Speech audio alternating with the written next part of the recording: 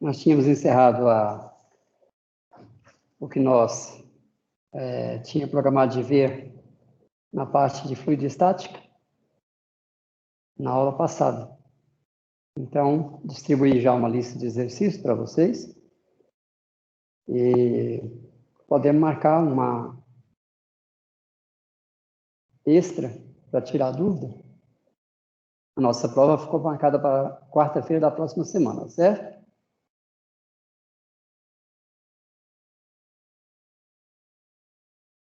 Só confirmar com vocês a data que nós marcamos.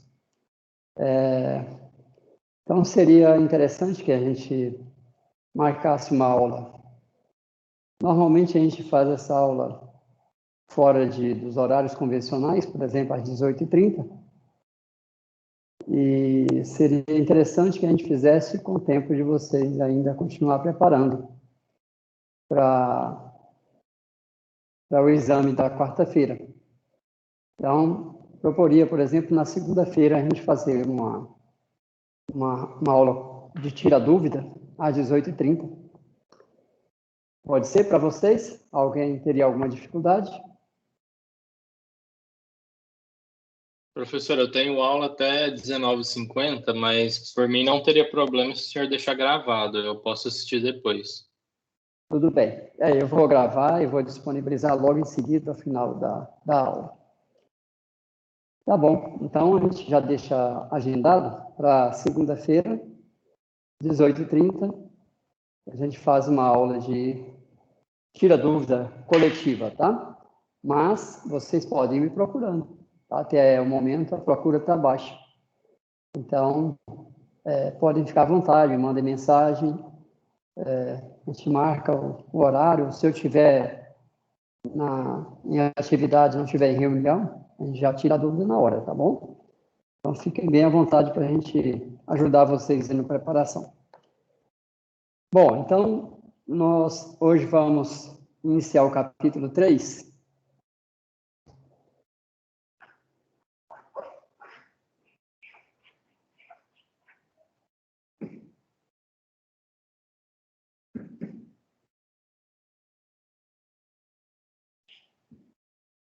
A parte de formulação integral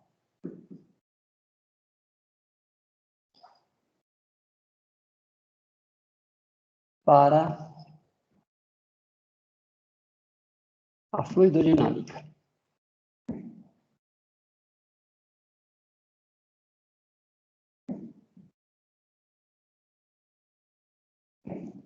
Formulação integral.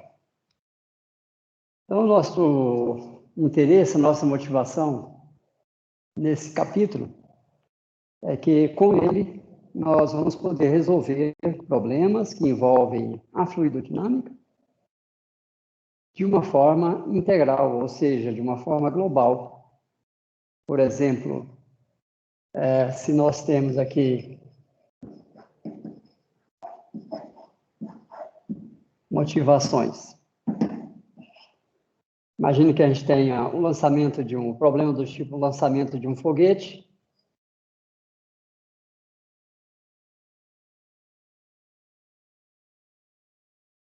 Representado aqui de forma bem esquemática.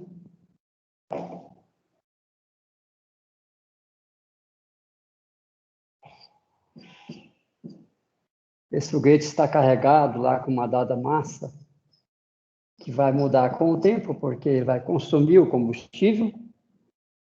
Então, isso já nos remete ao raciocínio de fazer um balanço de massa. A gente conhece aqui na saída dele qual é o fluxo mássico na saída em relação ao foguete. Então, a gente pode saber qual é a variação da massa total com o tempo. A massa do foguete é uma constante, a massa de combustível varia com o tempo. Vai consumindo a massa de combustível. Então, isso nos remete a um balanço de massa. E nós podemos fazer esse balanço na forma integral. Tendo esse balanço de massa, nós podemos agora fazer também um balanço de quantidade de movimento linear, para que a gente possa deduzir como será a variação da velocidade do foguete com o tempo. Isso também é uma informação global. Lá no interior do foguete, o fluido vai estar movimentando para fora. Isto é uma informação local, ela é detalhada local. E para a obtenção desse tipo de informação, a formulação alternativa, que é a formulação diferencial. Então, aqui nós estamos falando da formulação integral. Nós queremos uma resposta global à velocidade do foguete, à massa total, função do tempo. Isso nos leva, então, a integrações no espaço. Teremos, então, informações que mudam com o tempo. Então, este é um exemplo, tá, que nós vamos mais à frente analisar.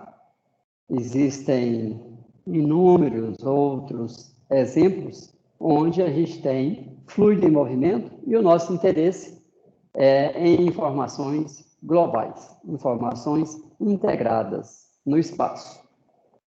Bom, então, para resolver esse tipo de problema, nós estamos interessados em fazer balanço de massa. Queremos também fazer balanço de quantidade de movimento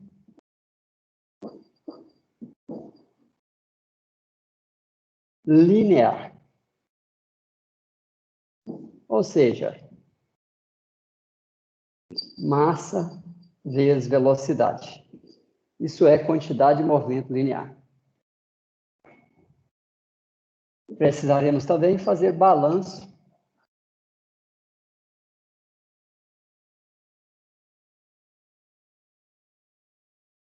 de energia.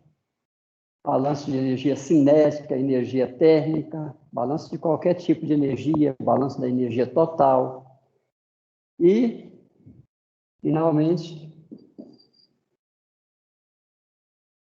balanço de quantidade de movimento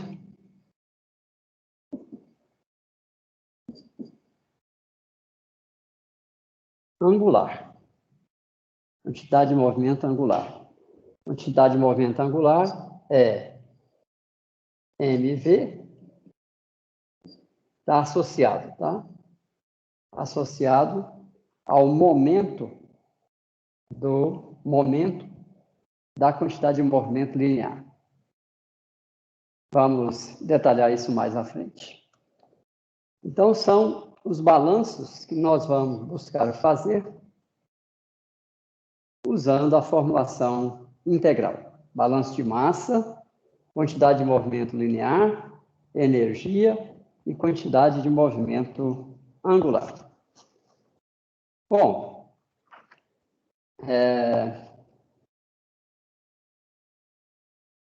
as leis físicas, pessoal, que nós não estamos utilizando, 3.1. Leis físicas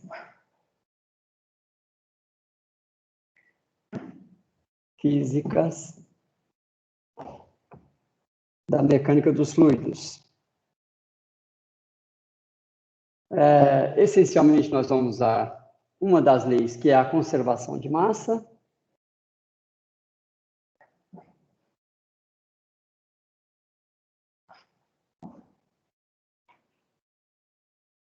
A massa total, né, conserva.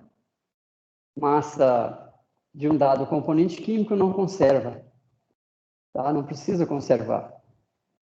Se nós temos um problema, por exemplo, de análise do que está acontecendo numa câmara de combustão, aí a gente pode fazer balanços de massa ao longo do tempo. E nós vamos ver que a massa de combustível e a massa de oxigênio serão consumidas e outros componentes químicos, como gás carbônico, água, vão aparecer. Então, a massa dos componentes não conserva. Mas a massa total conserva. Porque numa combustão, nós não vamos estar convertendo massa em energia. Nós vamos estar liberando energia com a modificação da natureza molecular. Energia de ligação, energia contida na molécula de combustível, quando reage com o oxigênio, vai então liberar energia térmica, que aumenta a energia de pressão, faz então o pistão se mover. Então, nós temos aí um processo de conversão de energia, tá? E não de massa. Então, a massa total conserva. Quando falamos, então, de conservação de massa, nós estamos falando da massa total. Agora, associado ao balanço de quantidade de movimento linear, nós vamos ver que temos a segunda lei de Newton. Segunda lei de Newton. E aí a grande maioria dos autores associam à segunda lei de Newton um princípio de conservação. Conservação da quantidade de movimento linear. Nós vamos entrar em detalhes, nós vamos ver que esse princípio não existe. Ao contrário da massa total, quantidade de movimento linear não conserva e não precisa conservar. Nós vamos ver mais em detalhe quando a gente colocar isso na forma de equações. Então, é segunda lei de Newton, simplesmente. E o que diz a segunda lei de Newton? Diz que se você tem um sistema, então a força externa aplicada a um sistema tem que ser igual à massa vezes a aceleração. Ou ainda, como a massa de um sistema, por definição, não muda no tempo, eu posso passar isso para dentro da derivada, então isso fica igual a d de mv dt. Então, o que diz a segunda lei de Newton é o seguinte: quando você aplica uma força externa a um sistema, então você promove uma variação da quantidade de movimento linear contida no sistema. Ora, se a quantidade de movimento linear está mudando com o tempo, é porque não conserva. Está mudando com o tempo, não conserva. Para conservar, isso teria que ser zero. Isso só vai ser zero quando a força externa for nula. E isso não tem praticamente nenhuma aplicação. Ou seja, não existe um princípio de conservação, tá? Então, tomem muito cuidado, vocês vão ver no próprio livro texto, mas está incorreto. Quantidade de movimento linear não conserva, não existe esse princípio. O que existe é a segunda lei de Newton. E o que a gente traduz com a segunda lei de Newton? Isso que está aqui. É isso que a gente traduz com a segunda lei de Newton. Você pega um sistema, aplica uma força, ele acelera. A força é igual à massa do sistema vezes a sua aceleração. Segunda lei de Newton. É só isso. Tá? Não tem conservação. Bom, observe então que a segunda lei de Newton só é válida quando a gente tem um sistema. E um sistema, por definição, é uma parcela do universo que nós isolamos para análise e que não admite fluxo de massa por sua fronteira. Isso é a definição de sistema. Se vocês não viram ainda a termodinâmica, mais à frente vocês vão ver, mas já vamos adiantando esses conceitos, tá? Então, daqui a pouco nós vamos definir o que é um sistema e o que é um volume de controle. Por enquanto, vamos terminar aqui as leis, né, fundamentais. Segunda lei de Newton. E aí nós vamos usar também a primeira lei da termodinâmica.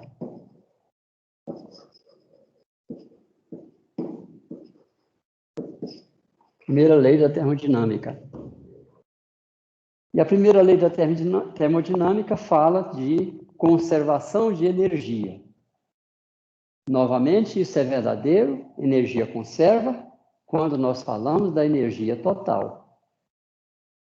Se for energia cinética, energia térmica, energia potencial, não conserva. Você converte uma em outra. Por exemplo, se você pega lá um tobogã, libera um carrinho lá em cima, ele vai acelerar. A sua velocidade vai mudar com o tempo. Porque vai acontecer uma conversão de energia potencial em energia cinética.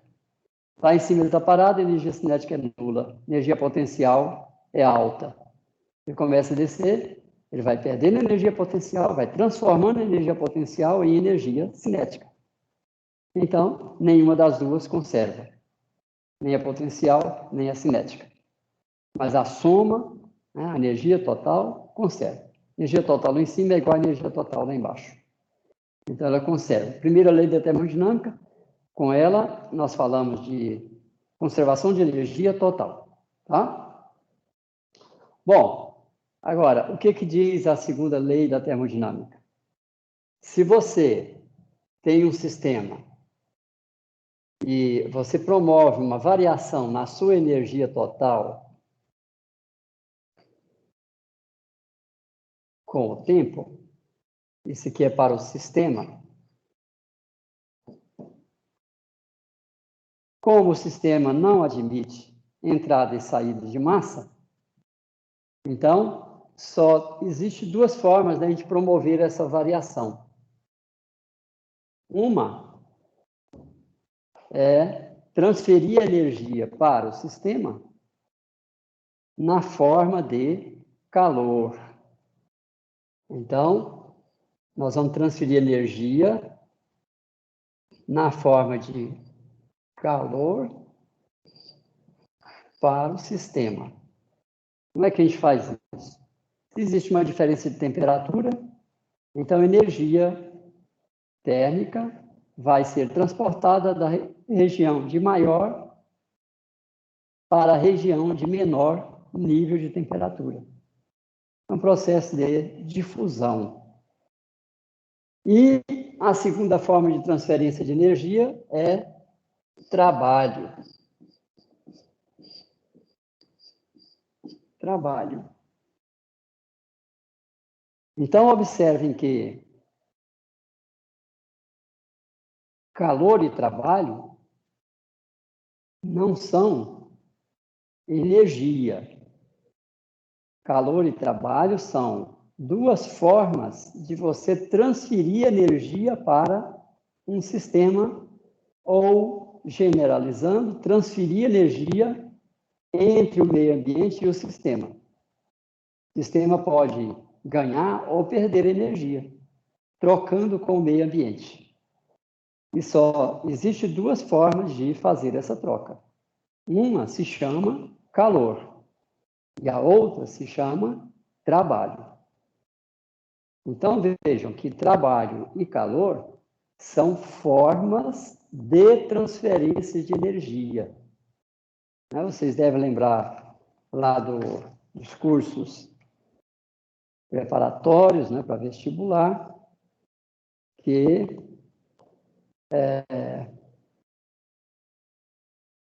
foi dada lá uma definição para calor. O que vocês lembram? O que é calor? Lembra o que foi dito lá no passado? Calor é o quê? Só para vocês participarem da aula. O que é calor?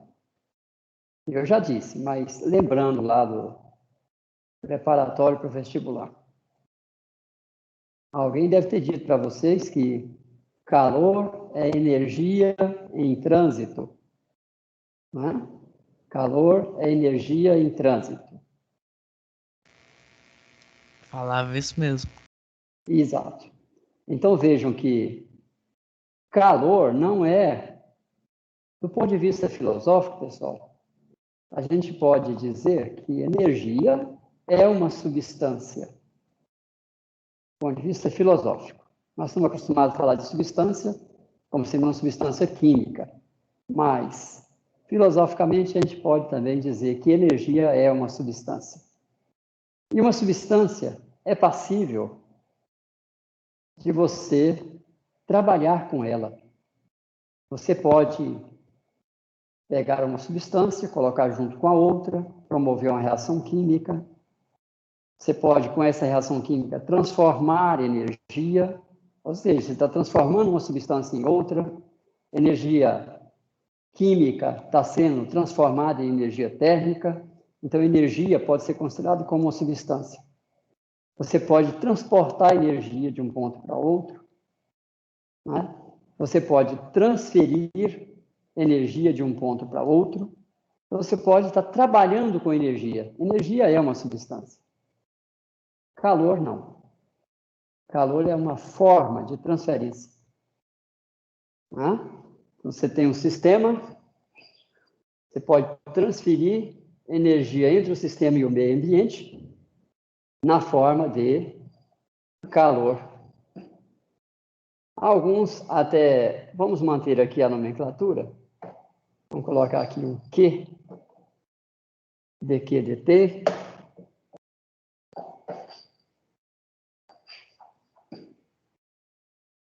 Então, Q não é uma substância. Você pega a energia deste ponto e leva para este ponto. Este processo tem dois nomes. Um é calor, o outro é trabalho. Né? Você pode transferir usando um processo conhecido como calor e um processo conhecido como trabalho. Quando você pega um sistema do tipo um cilindro, um pistão, e você comprime, a energia lá no interior está aumentando. Por quê? Porque você exerceu sobre o sistema um trabalho de compressão. Pode também fazer isso através de um trabalho de eixo. Tá? São duas formas de você transferir energia. Trocar energia entre o sistema e o meio ambiente. Então, pessoal, isso é um conceito também que eu queria deixar bem claro para vocês procurem reter isso, tá? É que calor não se transfere. Você transfere energia. E isso nós vamos encontrar também nos livros, de uma forma generalizada. Inclusive, nós temos aqui no curso de graduação, um curso que se chama Transferência de Calor. O que dá um nó na cabeça, porque eu não consigo transferir calor. Eu consigo transferir energia. O nome dessa disciplina deveria ser transferência de energia. Se quiser ser mais específico, transferência de energia térmica, ou simplesmente transferência térmica. Né? Porque não posso transferir calor. Ele não é uma substância. Da mesma forma que eu não posso transferir trabalho. Vocês nunca vão ouvir falar de transferência de trabalho. Esse tipo de incorreção não foi cometido. Trabalho só é usado para um processo de transferência de energia. Calor é usado pela comunidade também como se fosse uma substância. Transferência de calor. Olha que loucura. Calor é um tipo de transferência de energia. O que é transferência de calor? Isso não existe.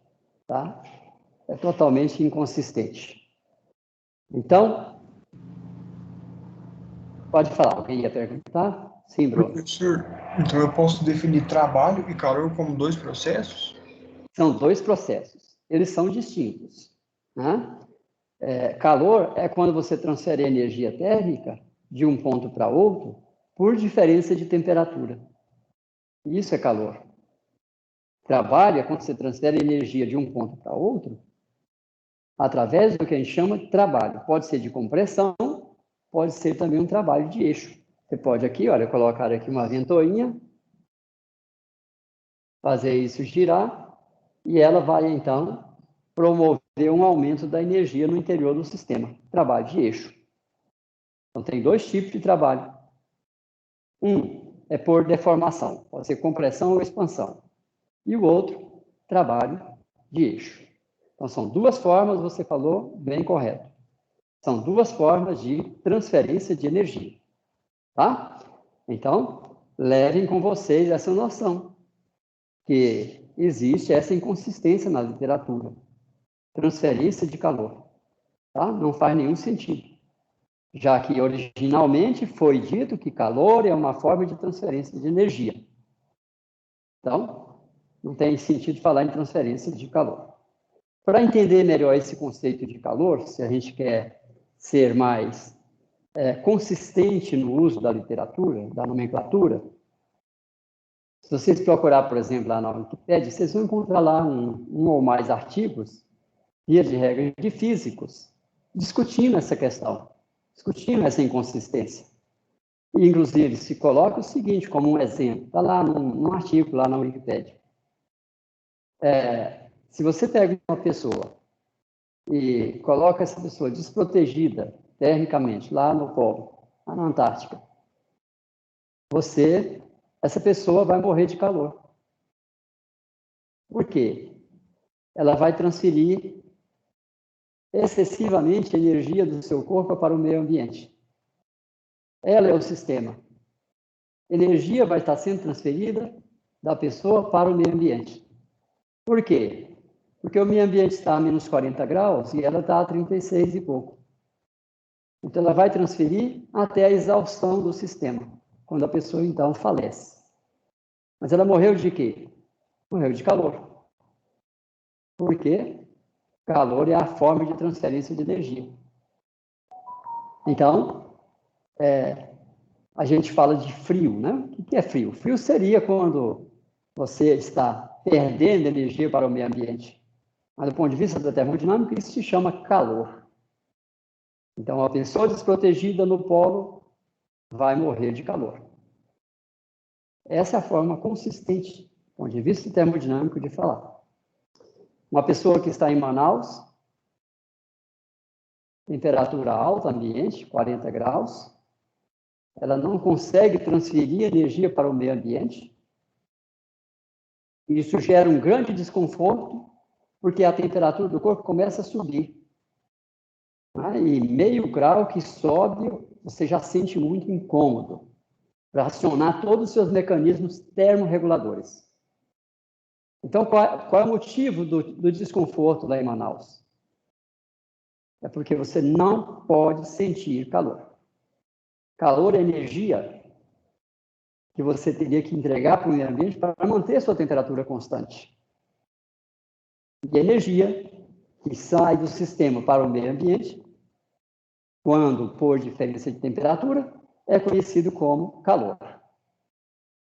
Então, o processo está completamente inibido, porque a sua temperatura, inclusive, é mais baixa que do ambiente. A tendência é você ganhar energia, mas você precisa perder energia para o meio ambiente. Então, o desconforto é porque lá em Manaus você não pode estar sentindo calor. Veja que a gente fala tudo o contrário.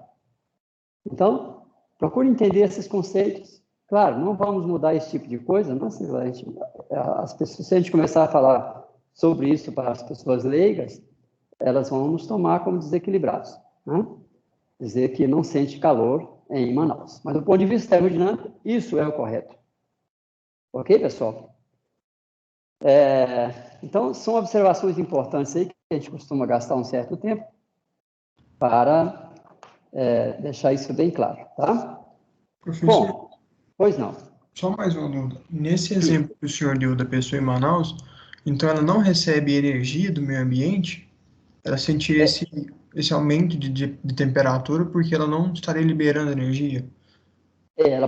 A temperatura do corpo vai aumentar porque nós temos as funções vitais, né? Mesmo que você esteja em repouso lá na praça, paradinho, seu corpo continua funcionando. E ele funciona, para isso ele consome energia, ele transforma energia. Então o coração precisa bater, o pulmão precisa, o diafragma, tudo tem que funcionar. Tá? Você mexe com a musculatura do rosto, Tudo isso consome energia. A energia está sendo transformada. E a eficiência não é 100%.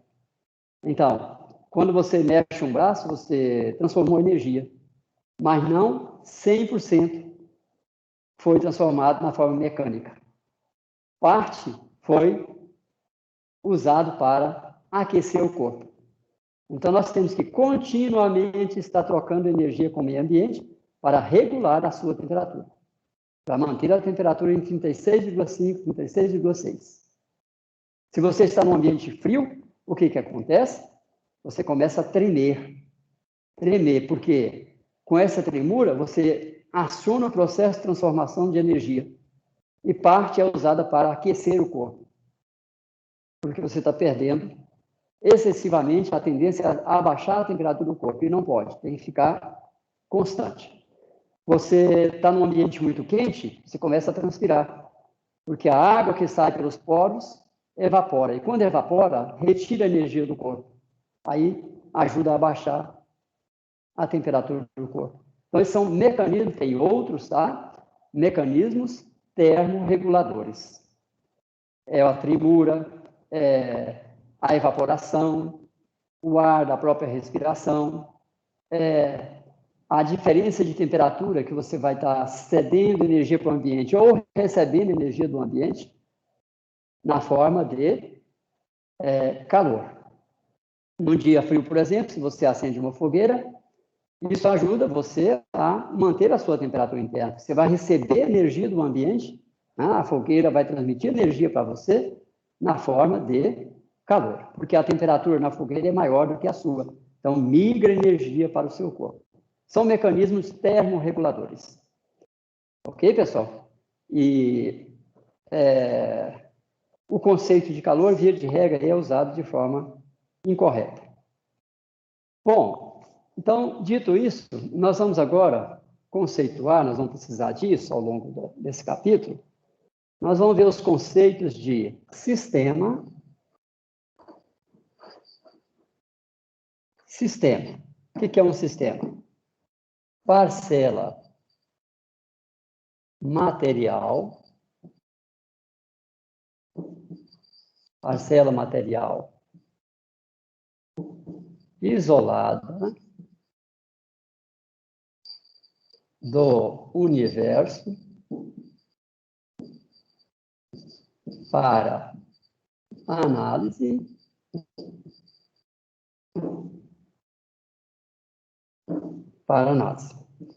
Um sistema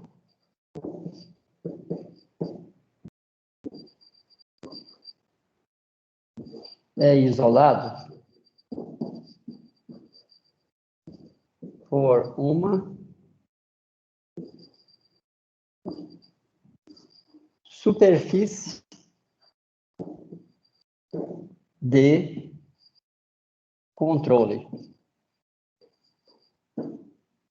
a qual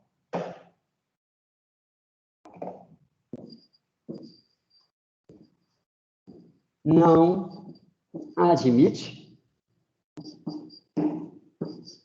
fluxo de massa. Então, aqui está um sistema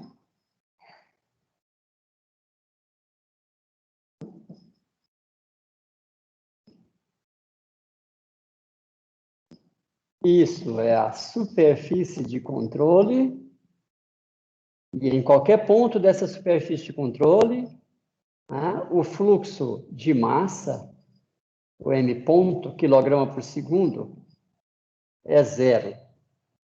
Sistema, por definição, não admite fluxo mássico através da sua superfície de controle. Por exemplo, pega lá um pistão, um cilindro, você começa a comprimir, a massa lá no interior fica constante com o tempo. Então, isso satisfaz o conceito de um sistema. Mas, se você pega também um foguete,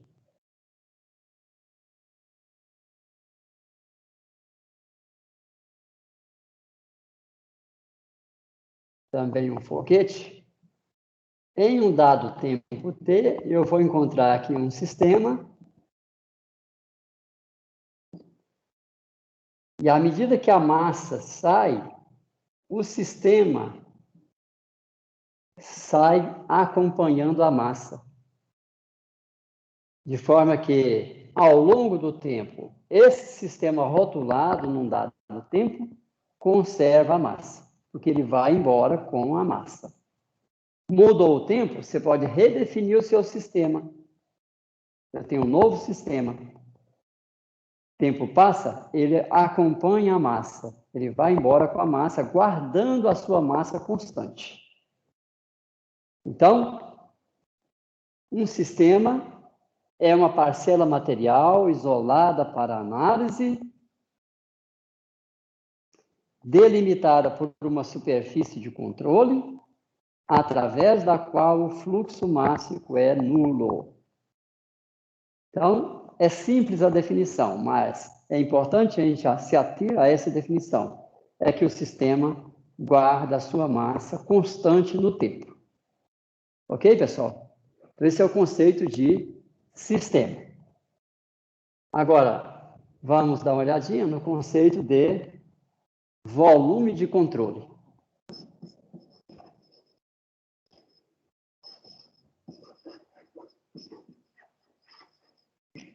Volume de controle.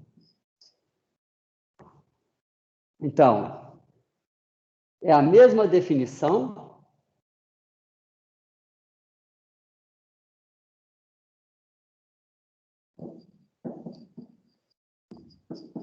exceto que em um volume de controle é permitido fluxo de massa. Então, essa é a diferença entre um sistema e um volume de controle. Por isso, em alguns livros, vocês vão encontrar, ao invés de sistema, vocês vão encontrar o nome volume de controle fechado. Ou, ao contrário, volume de controle, vocês podem encontrar como sendo um sistema aberto. Sistema fechado, sistema aberto. Por que aberto? Porque permite fluxo de massa. Fechado, porque não permite fluxo de massa. Nós vamos usar a nomenclatura que eu acho mais fácil da gente utilizar, que é sistema, volume de controle. Sistema, parcela material isolada para análise, cujo fluxo máximo através da superfície de controle é nulo. Volume de controle, parcela material isolada para análise, mas que admite fluxo máximo através da sua fronteira. Então, está aqui o volume de controle, isto é a superfície de controle, e nós podemos ter aqui fluxo máximo diferente de zero. Tá? Tudo bem? Então, são os conceitos de sistema e volume de controle que nós vamos usar nesse capítulo bastante. Tem alguma dúvida até aí?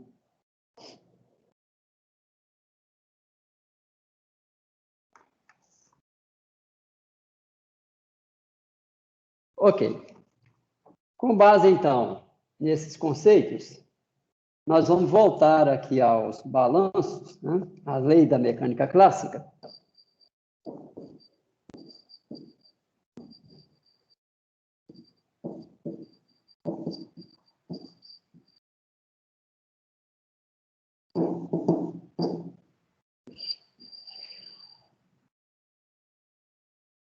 Conservação da massa.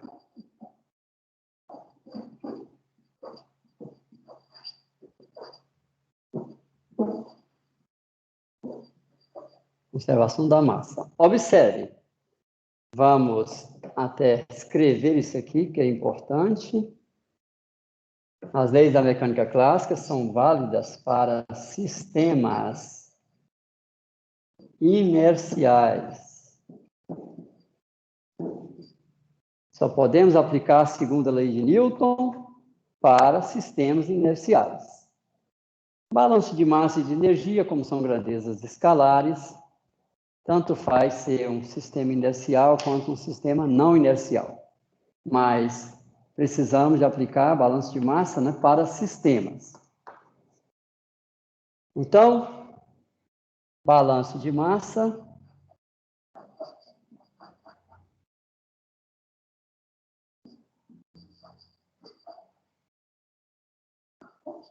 o que diz isso? Que a massa de um sistema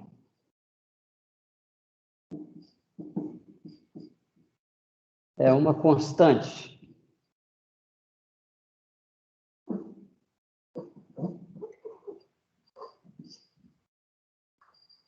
Com o tempo. Segunda lei de Newton.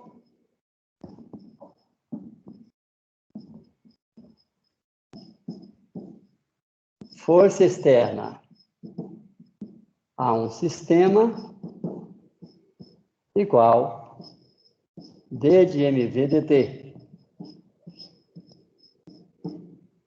Então, o que a gente traduz com a segunda lei de Newton? Se você tem um sistema e aplica sistema inercial, aplicamos sobre ele uma força externa, ele tem uma dada massa m, então ele vai acelerar. dv dt vezes a massa, ou d de mv dt. Uma força externa implica em variação da quantidade de movimento linear do sistema. É isso que diz a segunda lei de Newton. Até aqui nós estamos acostumados a interpretar como sendo massa vezes a aceleração. Mas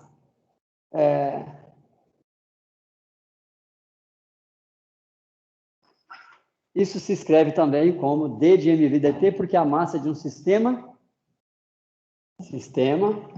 a massa é uma constante, já que o fluxo através da sua fronteira é nulo. Não tem entrada nem saída de massa. Essa é a segunda lei de Newton. Agora, vamos também usar aqui, olha, o balanço de quantidade de movimento angular. Segunda lei de Newton implica em balanço de quantidade de movimento linear. Mas nós temos também como fazer balanço de quantidade de movimento angular. E, se para a segunda lei, força externa é taxa de variação da quantidade de movimento linear, para o balanço de quantidade de movimento angular, o momento externo é igual à taxa de variação de H, onde H é igual ao somatório de R, produto vetorial com MV. Veja, o que é isso? Quantidade de movimento linear. Produto vetorial com um braço, isso dá um momento. Momento da quantidade de movimento linear, que é o que a gente chama de momento angular. Ou, melhor dizendo, quantidade de movimento angular.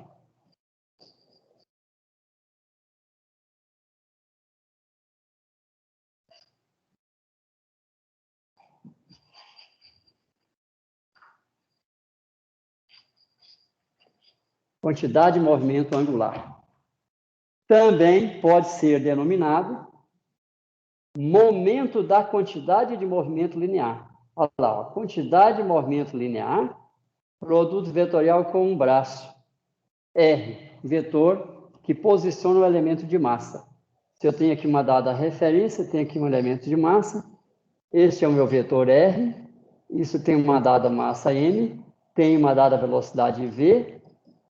Então, mv vetorial com R vai dar as projeções, né, deste vetor segundo os 3 eixos.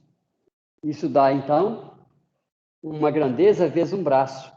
E isso é o que a gente chama de momento. Momento simplesmente é força vezes distância. Agora, momento da quantidade de movimento é o que está expresso aqui, ó, como R vetorial mv. Ok, pessoal? Então, olha a analogia, ó. Segunda lei de Newton, força externa, balanço de quantidade de movimento angular, momento externo. Então, se você pega uma aeronave, tem uma força externa atuando sobre ela, que é uma força de resistência ao movimento, um arrasto. Tem também sustentação. E tem também forças transversais, rajadas de ventos, né, que faz com que a aeronave precise manipular controle para não sair da rota. Senão a quantidade de movimento dela vai variar nessas direções. Então tem que manter a sustentação, as turbinas vão vencer o arrasto, que é uma força externa, e o balanço de quantidade de movimento linear consiste em avaliar qual é a força externa que atua, e isso será igual à taxa de variação da quantidade de movimento linear, ou seja, massa vezes aceleração. Agora, essas forças atuando, por exemplo, na asa, faz com que a aeronave venha girar. Então, observa o momento externo. É o ar atuando sobre a aeronave que promove um momento, né, um torque, que tende a fazer girar. É o que nós chamamos de M, momento externo. E isso é igual à taxa de variação da quantidade de movimento angular. Força externa, variação da quantidade de movimento linear. Vocês podem comparar bem esta lei, segunda lei de Newton, e o balanço de quantidade de movimento angular. Ok, pessoal? Agora, falta para a gente finalizar essas considerações, falta balanço de energia, que é a primeira lei da termodinâmica. Primeira lei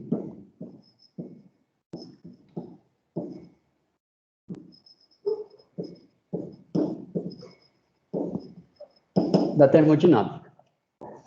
É o balanço de energia. Então, se você pega um sistema,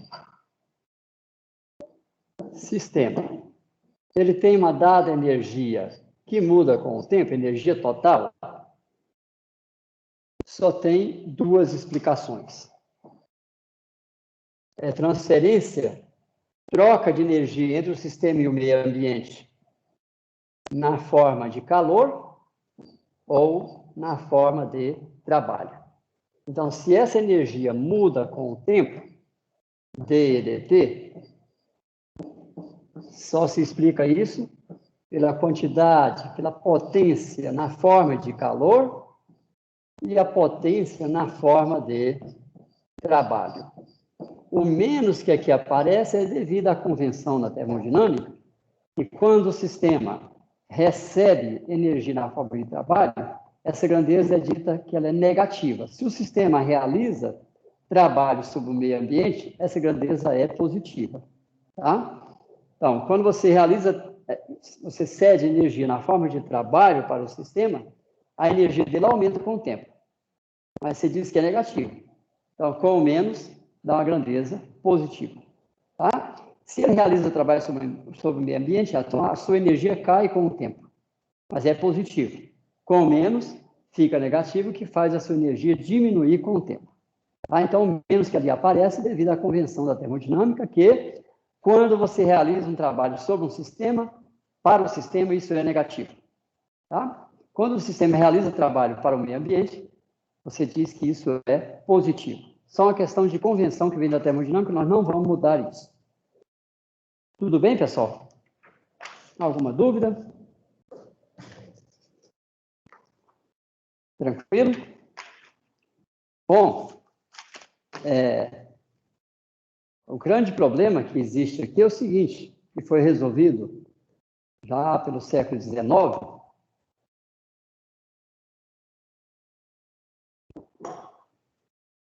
O grande problema é o seguinte, se nós dissemos que a segunda lei de Newton, e essas, na verdade, as 4 leis, são válidas para sistema, e que sistema não admite que massa cruze a sua fronteira, como é que nós vamos resolver um problema como este? Onde nós teremos massa saindo do foguete para o meio ambiente. Vou considerar então um volume de controle. Sim, mas você não pode aplicar essas leis para volume de controle, você só pode aplicar para sistema. Então aí surgiu a necessidade de estender as leis da mecânica clássica para volume de controle. Essa extensão foi desenvolvida por um pesquisador, um cientista que se chama Reynolds, e ele então demonstrou o teorema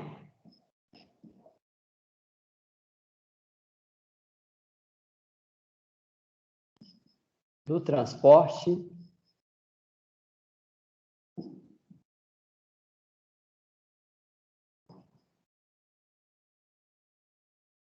hoje é conhecido como teorema do transporte de Reynolds. E o que a gente objetiva com esse teorema? Então, busca-se uma relação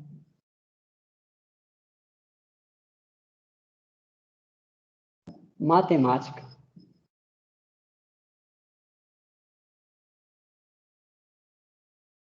entre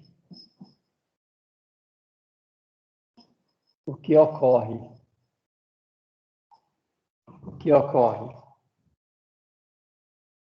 em um sistema e um volume de controle coincidentes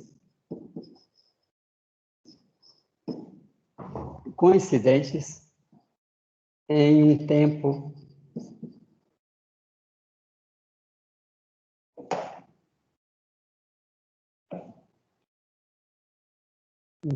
t qualquer. Então, sempre nós vamos encontrar um volume de controle coincidente com o sistema em um tempo genérico. E para um tempo genérico, nós queremos conhecer a relação matemática entre o que acontece em um sistema e o que acontece em um volume de controle. É isso que nós vamos fazer a partir de agora, que é a demonstração do teorema. Ok. Então, para isso, nós vamos considerar um modelo para início de conversa. Vamos considerar um modelo unidimensional.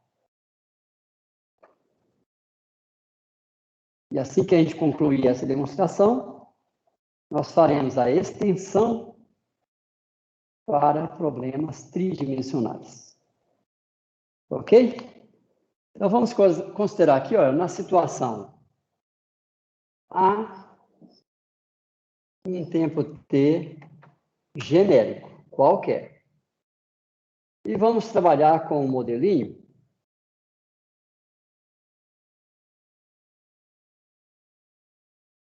isso é um canal através do qual flui um fluido com uma velocidade que vai mudar com x e com o tempo. Este é o eixo x, direção do movimento. E nós vamos pegar aqui, olha, 3 sistemas.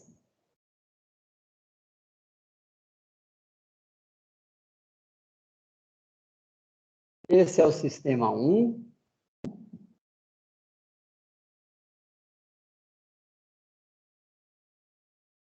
Sistema 1. Na sequência, junto com esse, nós vamos pegar um sistema 2.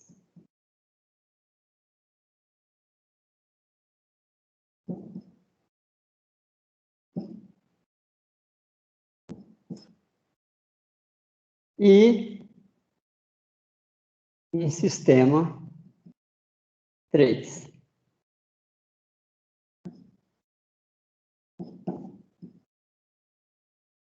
Sistema 3. E vamos pegar,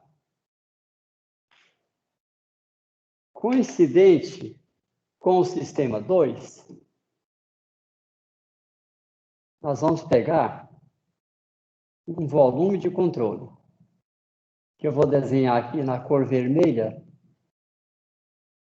para distinguir.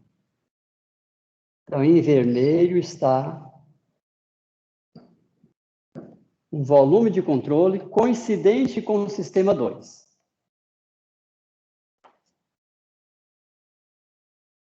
Ok? Agora, nós vamos desenhar a evolução disso na situação B para um tempo t mais um ΔT. Observem que o escoamento está acontecendo. O fluido está escoando através deste canal. É um canal de seção variável. Vamos chamar isso aqui, olha, de seção A. Isso aqui de seção B.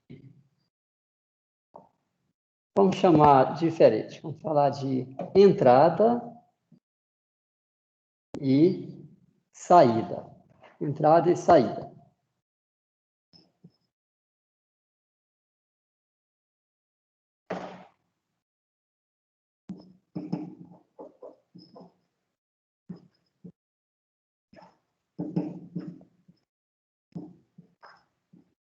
Entrada e saída. Bom, agora, pessoal, nós vamos redesenhar aqui no tempo t mais ΔT, vamos redesenhar o problema. O canal é o mesmo. O canal é o mesmo. O volume de controle permanece na mesma posição, porque ele permite que o fluido cruze a sua fronteira. Está lá o volume de controle. Na mesma posição. O fluido está passando sobre ele, porque ele permite isso. Mas os sistemas não. O sistema 1, uma parte dele, uma parte do sistema 1 passou para dentro. E uma parte ainda está pelo lado de fora. Então, esse aqui é 1.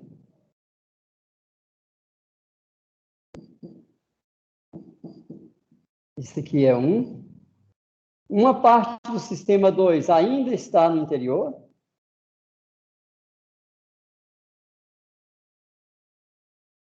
Dois. Uma parte já saiu. 2. E o 3 está indo embora. Ele está aqui apenas para constar. Então, o que é importante, olha, é que coincidente agora com o volume de controle, você tem uma parte do sistema 1 que entrou e uma parte do sistema 2 que ainda está no interior, porque parte do sistema 2 saiu. Isso é o que está em T mais ΔT. O tempo transcorreu, o fluido está escoando. Como o sistema não permite que massa cruze a sua fronteira, ele tem, então, que se movimentar junto com o fluido. Bom, pessoal, alguma dúvida até aí no esquema?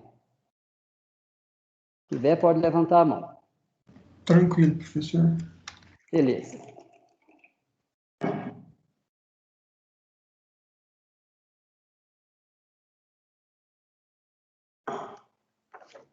Bom, vamos então fazer umas continhas. Vamos aqui calcular o elemento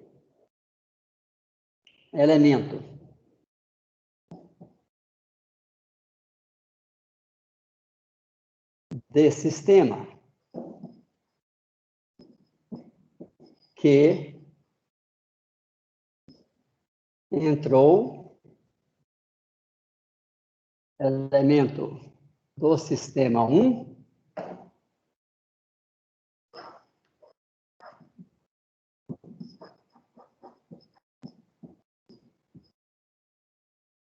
que entrou no volume de controle. Como é que eu calculo isso? Eu conheço a velocidade. A velocidade muda com a posição x e muda também com o tempo. Então, se eu pego a velocidade na entrada, VE, multiplico pela área, AE, velocidade vezes área, olha o que resulta. Metro por segundo vezes metro quadrado.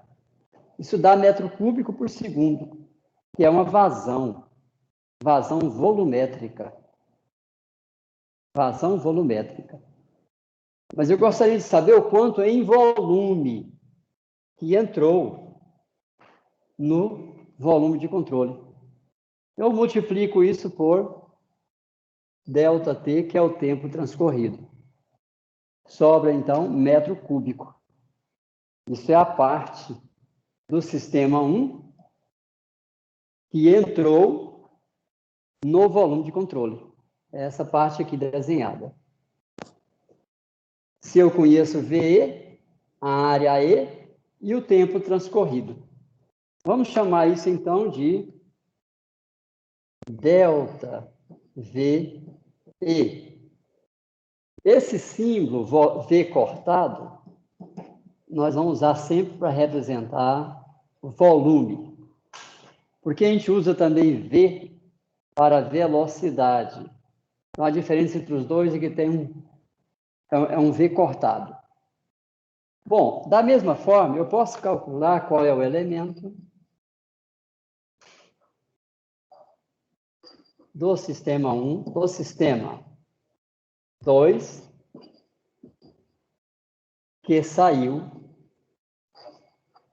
do volume de controle. Delta V que saiu é V na saída, área de saída, ΔT. Então, está aí o quanto de volume que entrou, o quanto de volume que saiu. Bom, pessoal, agora nós queremos fazer a demonstração do teorema de tal forma que depois a gente possa utilizá-lo para fazer balanço de qualquer tipo de informação. Pode ser a massa, pode ser quantidade de movimento linear, quantidade de movimento angular, pode ser energia, qualquer tipo de energia, pode ser concentrações, concentração de sal numa salmoura, concentração de gás carbônico na saída do escapamento do carro, pode ser qualquer informação. Por isso, nós vamos deduzir o teorema considerando uma informação qualquer. Vamos definir, então, essa informação. Então, seja B uma informação extensiva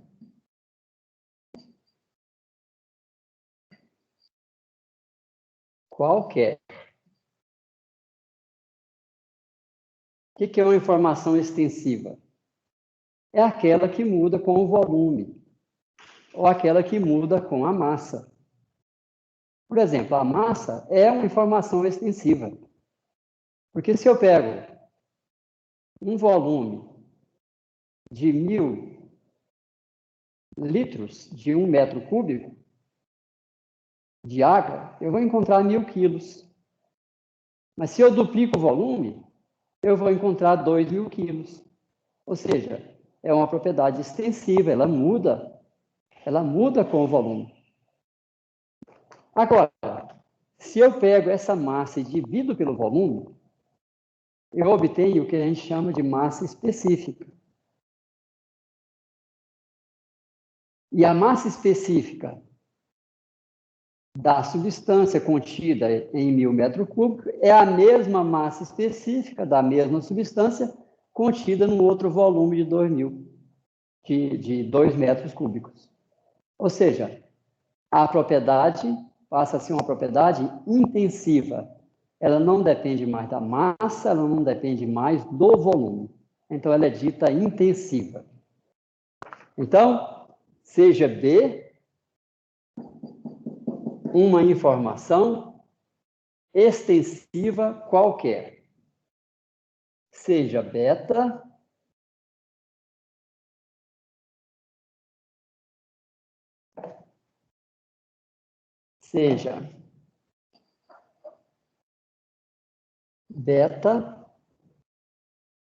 a informação intensiva correlata a B. E nós vamos definir, então, beta como sendo dBdm. Pego beta, divido pela massa, transformo, então, uma grandeza B, divido pela massa, transforma a grandeza extensiva B, depende da massa. Se eu divido isso pela massa, eu torno isso intensivo. Eu poderia fazer também com o volume, tá? dB, dV. Mas nós vamos escolher a massa. Pode ser uma ou outra forma. Mas fica melhor a gente trabalhar com a massa. Então, eu transformei uma grandeza extensiva, B maiúsculo, em uma grandeza intensiva, beta. Por exemplo, se B for a massa, beta é a unidade, é 1. Então, não depende da massa, é sempre 1. E aí nós podemos definir B como sendo qualquer uma das outras informações. Nós vamos ver essas particularizações. Então, tá aí, pessoal. Vamos procurar agora deduzir o que acontece entre um volume e um sistema, um volume de controle e um sistema coincidentes num tempo t qualquer. Vamos buscar a expressão matemática que relaciona o que acontece fisicamente entre esses dois itens, esses dois entes.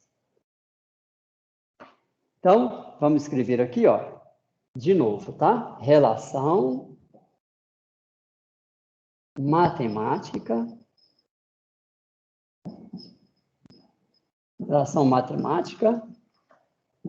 entre um sistema e um volume de controle coincidentes em T. Coincidentes em T. Vamos procurar esta relação. Bom, Bom, então, eu gostaria de avaliar qual é a variação, como que a quantidade B está variando no tempo no volume de controle.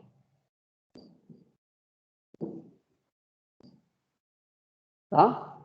Pego lá um dado volume de controle, coincidente com ele, eu tenho um sistema e tenho aqui uma dada quantidade B contida neste volume de controle. Isso aqui está em T. Em T mais ΔT, nós vamos encontrar que o sistema deslocou. Então, uma parte saiu e outra parte entrou. Bom, então, a variação de B com o tempo. Como é que B mudou aqui dentro do volume de controle? Variou? Pode ser, depende de cada problema, mas pode ser que variou. Eu quero saber qual é essa variação. Bom, eu posso escrever como sendo B no volume de controle em T mais ΔT menos B no volume de controle em T sobre ΔT. Variação de B com variação do tempo. Variação de B com variação do tempo. E agora, como eu estou buscando a relação matemática entre sistema e volume de controle, eu vou agora escrever aqui uma igualdade olhando para o sistema. Isso aqui vai ficar igual a B do volume de controle em T mais ΔT, considerando que houve entrada e que houve saída. Então, vamos escrever isso aqui para o sistema. Então, isso aqui vai ficar igual. Eu vou escrever e depois a gente confere, tá? V2. Quando é volume de controle, eu escrevo VC. Quando é sistema, eu escrevo os números, como está no modelinho lá em cima. V2 em T mais ΔT, mais Rho beta dV ΔV que entrou, menos Rho beta ΔV que saiu, e menos V2 em T, tudo isso dividido por ΔT. Vamos ver o que significa isso que eu escrevi, ó. Vamos olhar aqui, ó.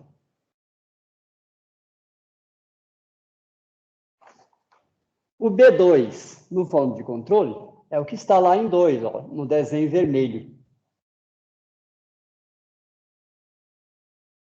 Que é o que a gente escreveu aqui, ó, B2 em T mais ΔT. Ou melhor, B do volume de controle em T mais ΔT. Quero escrever isso em termos do sistema.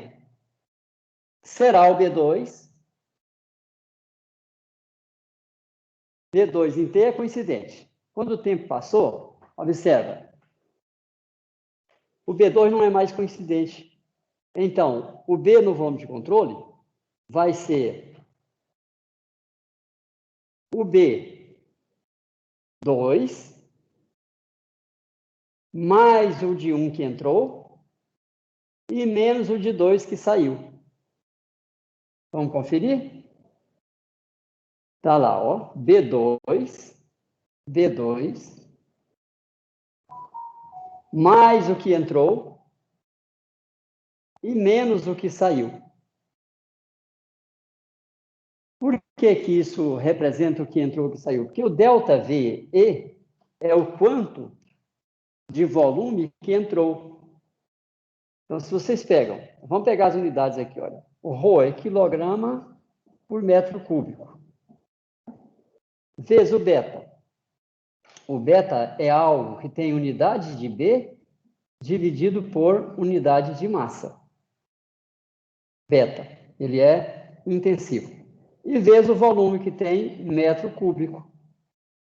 Então, quilograma cancela, metro cúbico cancela, sobra então a quantidade de B que entrou com esse volume ΔV. E menos o que saiu. Agora, quem é o B do volume de controle em T escrito na forma de sistema? Observe que em T, o 2 coincide com o volume de controle. Por isso, nós escrevemos que B do volume de controle em T é exatamente B2 em T, porque eles são coincidentes. Ok, pessoal? Vamos ver se tem dúvida, porque é essencial essa passagem para a gente entender a dedução. Alguma dúvida até aí? Professor, só te perguntar uma coisa. Ali no título, a última palavra que você escreveu, qual que é? Eu não consegui. Desculpa, tá realmente difícil. Não, não tem problema. Coincidentes. É só coincidentes? Isso. Ok, então. Obrigado. De nada.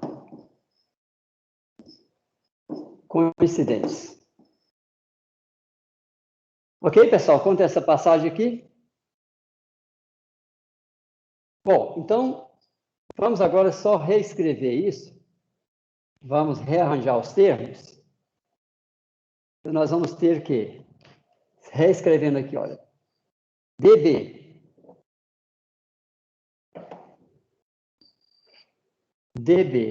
dt para o volume de controle fica igual a B2 em T mais ΔT. Peguei esse termo. Menos este termo, B2 em T, sobre ΔT. Mais ρ beta ΔV. Quem é ΔV? Vamos olhar lá atrás, olha. Olha lá, ΔV de entrada. É VE, AE, ΔT. VE. Escreveu o E externo. V, A, ΔT, tudo isso aqui avaliado em E, dividido por ΔT. Menos ρ, beta, VA, ΔT, na saída, dividido por ΔT. Vamos cancelar o ΔT, porque é o mesmo.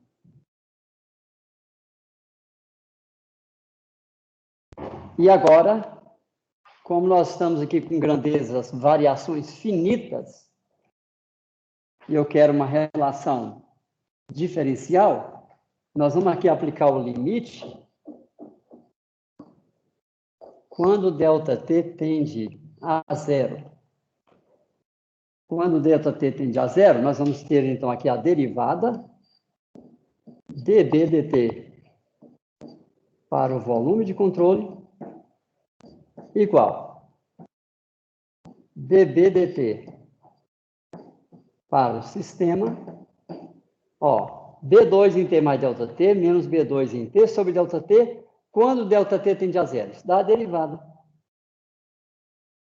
Mais o que entra, ρ beta VA na entrada, menos ρ beta VA na saída. Bom, agora percebam que o que é que nós estamos buscando com esse teorema? Vamos voltar aqui, olha. Relação matemática entre um sistema e um volume de controle coincidentes em um tempo t genérico. Aqui nós temos algo que se refere a sistema. E aqui nós temos entrada e saída de massa, transportando a informação beta. Então, isso se refere a sistema e isso se refere a volume de controle. Por isso, nós vamos pegar isto e vamos levar para o outro lado da equação. Então, vamos reescrever. Vou escrever primeiro aqui dB dt para o sistema igual dB dt para o volume de controle mais, troca o sinal, ρ beta VA na saída menos ρ beta VA na entrada. Agora eu tenho do lado esquerdo que se refere a sistema e do lado direito tudo que se refere a volume de controle. Então nós temos aí a relação matemática entre o que acontece num sistema e o que acontece num volume de controle. Nós só vamos dar uma mexida nisso aqui para tornar isso mais claro, lembrando que beta é dB dm, portanto, dB é beta dm se eu integro as duas expressões, os dois lados, sobre o volume de controle.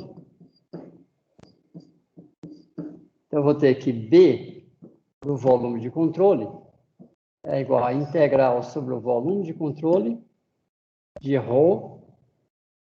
beta dV. Eu substituí dm por ρ dV. E aí eu vou voltar aqui, olha, e escrevo de novo. dB dt para o sistema igual d dt de B no volume de controle. Integral sobre o volume de controle de ρ beta dV mais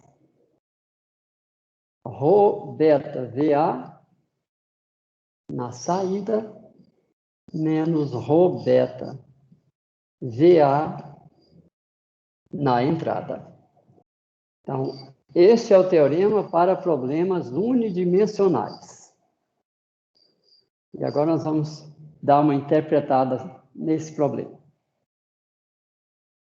Ou melhor, dar uma interpretada nessa relação matemática.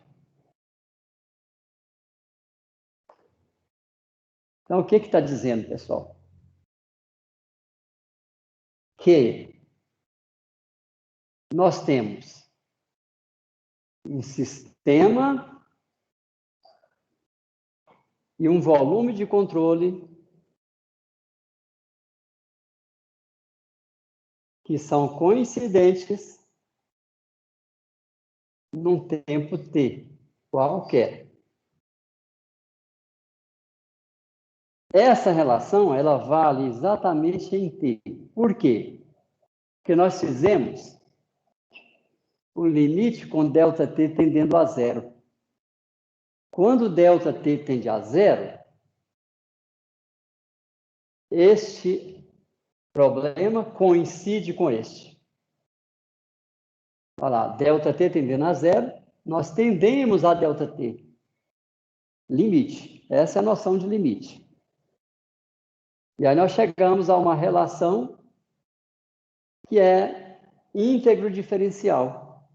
Temos derivadas e integral misturadas. E o que está dizendo isso? É que A taxa de variação da informação B contida no sistema é igual. Essa integral representa a quantidade de informação B contida no volume de controle. DDT nos dá a taxa de variação da informação B contida no volume de controle. Mas uma coisa não é igual à outra. A diferença entre elas é o que sai menos o que entra no volume de controle. Porque o sistema não permite entrada e saída de massa. Lembra que quando a gente fez transcorrer o tempo de ΔT, entrou o sistema, saiu o sistema, porque ele está se movendo com o fluido. Mas quando nós fazemos ΔT tender a zero, o sistema volta e coincide com o volume de controle. Quando você faz essa operação matemática, a volta coincidente, ΔT tendendo a zero, a gente obtém essa expressão matemática. Tá? Isso é uma espécie de mágica da matemática. Nós fizemos dois problemas, T mais ΔT. Escrevemos um função do outro. Fizemos o limite com ΔT tendendo a zero. Coincidiu. Quando coincide, qual é a relação matemática que sobra? Está aqui. Está aí escrito.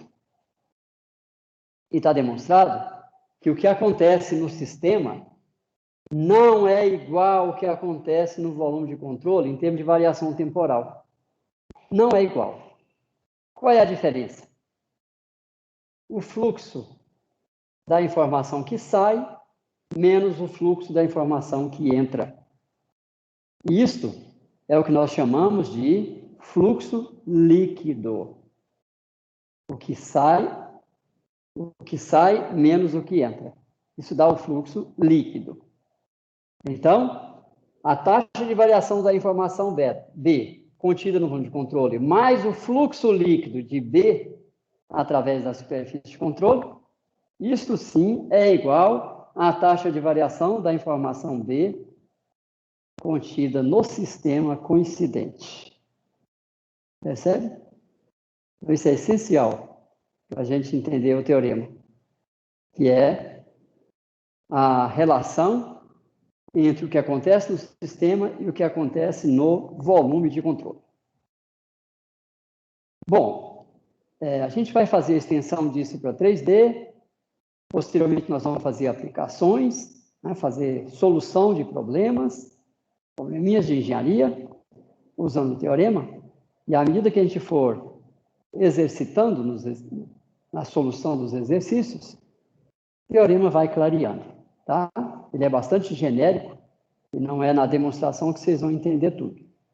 Mas, enfim, deixo aberto aí para alguma pergunta que tiver no momento. Fiquem à vontade.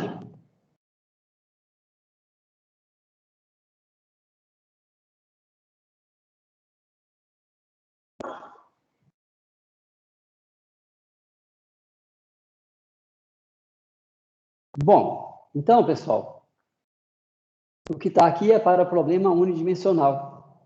Nós vamos agora generalizar. Então, generalização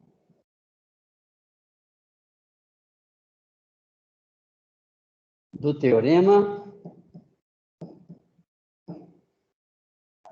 para problemas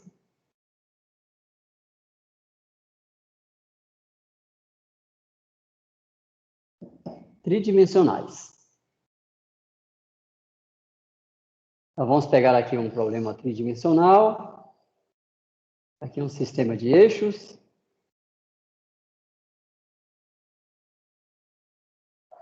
XYZ.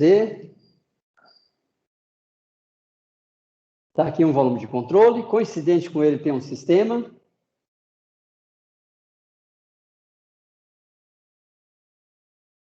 Está aqui um campo de velocidade. Nós estamos trabalhando com fluidodinâmica.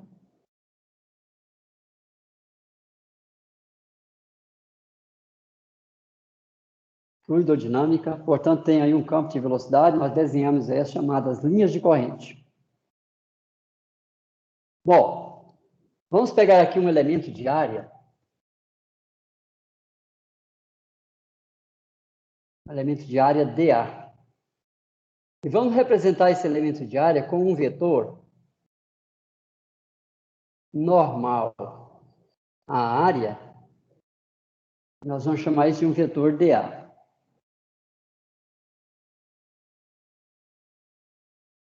O elemento de área em si, em metro quadrado, é igual à norma do vetor dA. Eu vou desenhar isso aqui maior ou menor conforme o valor do elemento de área.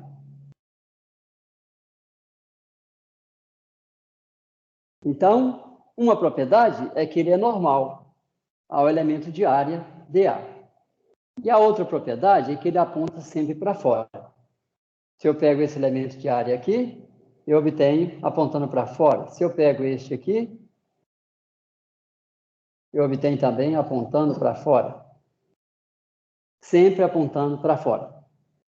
Esta é uma das características do elemento de área. Depois, ele é normal, e a terceira é que a sua norma é igual à área do elemento de área. Bom, neste mesmo elemento de área, nós temos aqui um vetor tangente à linha de corrente, um vetor velocidade, que tem componente x, y, z. E eu quero saber quanto da informação B que está cruzando esse elemento de área. Então, elemento de fluxo de B por dA. Como é que eu calculo isso? Isso vai ficar igual a ρ beta V escalar com dA. Observa que se eu projeto V normal, se eu projeto V sobre o vetor dA, eu obtenho V colinear com dA. A multiplicação dos dois nos dá a vazão volumétrica. Né? Vazão é velocidade vezes área. Qual velocidade? Qual área? Tem uma dada área, um campo de velocidade que cruza. Eu tenho que pegar a parte da velocidade que é normal à área, multiplico pela área, e isso me dá a vazão. Pego uma tubulação. A área transversal à tubulação vezes a velocidade média nos dá a vazão. A velocidade média vai estar colinear com o vetor dA. Então, V escalar dA nos dá metro cúbico por segundo, que passa pelo elemento de área, no qual tem um vetor velocidade V. Vezes ρ nos dá quilograma por segundo. É um fluxo mássico. E vezes beta, que é a unidade de B por quilograma, resulta, então, no fluxo de B através do elemento de área. Então, esse é o elemento de fluxo.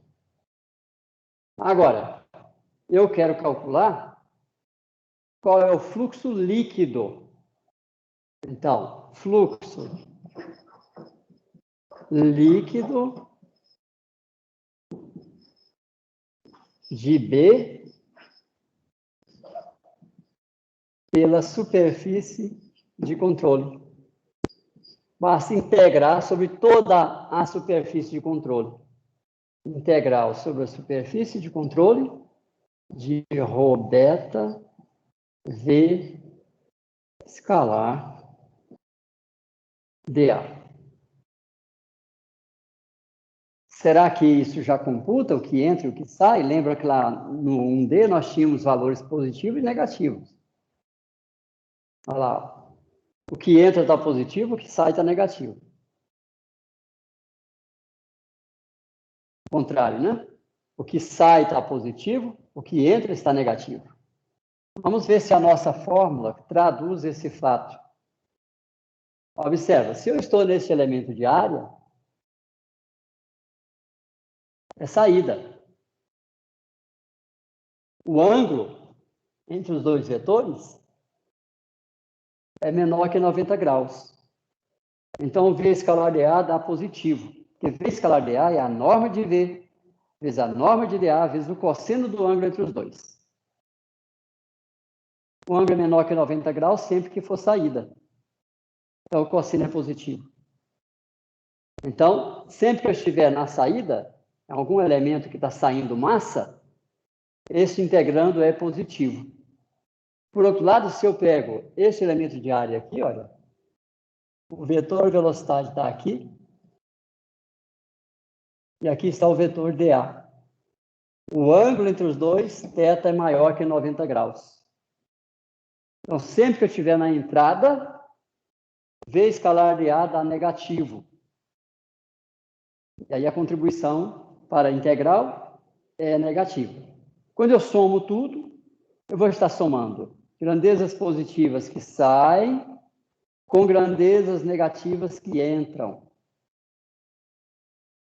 Se eu pego em particular esse elemento de área aqui, olha, o que acontece? dA normal, velocidade, ângulo entre os dois, 90 graus. Essa parcela deu zero. Porque as partículas tangenciam a superfície de controle. Não cruzam a superfície de controle, tangenciam. Então, nesses elementos de área, o fluxo é nulo. Portanto, essa integral computa tudo o que está acontecendo sobre a superfície de controle, inclusive levando em conta dois fatos: sinal positivo ou negativo, e se é nulo. Quando tangencia, zero. Quando sai é positivo, quando entra é negativo. Assim, nós podemos agora generalizar, entendendo que em 1D, isto é o fluxo líquido. Isso é a taxa de variação para o sistema. Aqui já está integrado no volume de controle. Agora basta substituir o fluxo líquido pela expressão generalizada.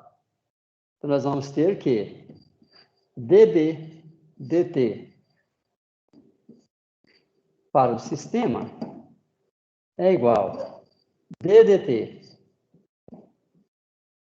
da integral sobre o volume de controle de ρ beta dV mais a integral sobre a superfície de controle de ρ beta V escalar dA.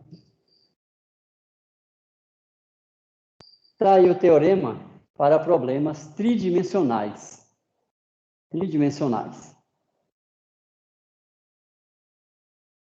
Agora, se o volume de controle movimenta,